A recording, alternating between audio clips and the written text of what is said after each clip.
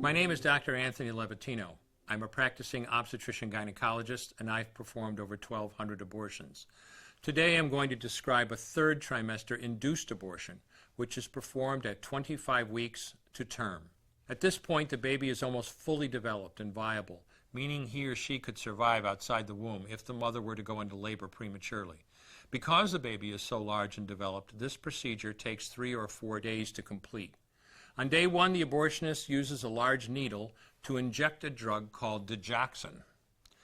Digoxin is generally used to treat heart problems, but a high enough dosage of digoxin will cause fatal cardiac arrest. The abortionist inserts the needle with the digoxin through the woman's abdomen or through her vagina and into the baby, targeting either the head, torso, or heart. The baby will feel it. Babies at this stage feel pain. When the needle pierces the baby's body and the digoxin takes effect, the life of the baby will end. The abortionist then inserts multiple sticks of seaweed called laminaria into the woman's cervix. They will slowly open up the cervix for delivery of a stillborn baby. While the woman waits for the laminaria to dilate her cervix, she carries her dead baby inside of her for 2 to 3 days. On day 2, the abortionist replaces the laminaria and may perform a second ultrasound to ensure the baby is dead.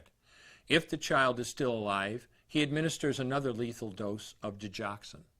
The woman then goes back to where she is staying while her cervix continues to dilate. If she goes into labor and is unable to make it to the clinic in time, she will give birth at home or in a hotel. In this case, she may be advised to deliver her baby into a bathroom toilet. The abortionist then comes to remove the baby and clean up. If she can make it to the clinic, she will do so during her severest contractions and deliver her dead son or daughter. If the baby does not come out whole, then the procedure becomes a D&E, a dilation and evacuation, and the abortionist uses clamps and forceps to dismember the baby, piece by piece. Once the placenta and all the body parts have been removed, the abortion is complete. Late-term abortions have a high risk of hemorrhage, lacerations, and uterine perforations, as well as a risk of maternal death.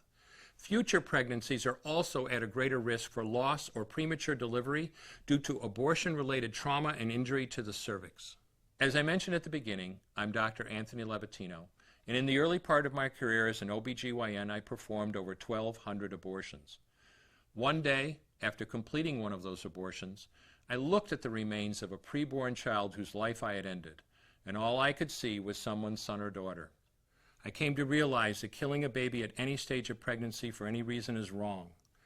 I want you to know today, no matter where you're at or what you've done, you can change. Make a decision today to protect the preborn. Thank you for your time. I will no longer do any more abortions. When you finally figure out that killing a baby that big for money is wrong, that it doesn't take you too long to figure out it doesn't matter if the baby is this big or this big or this big or maybe even this big, it's all the same. And I haven't done any since then, and I never will.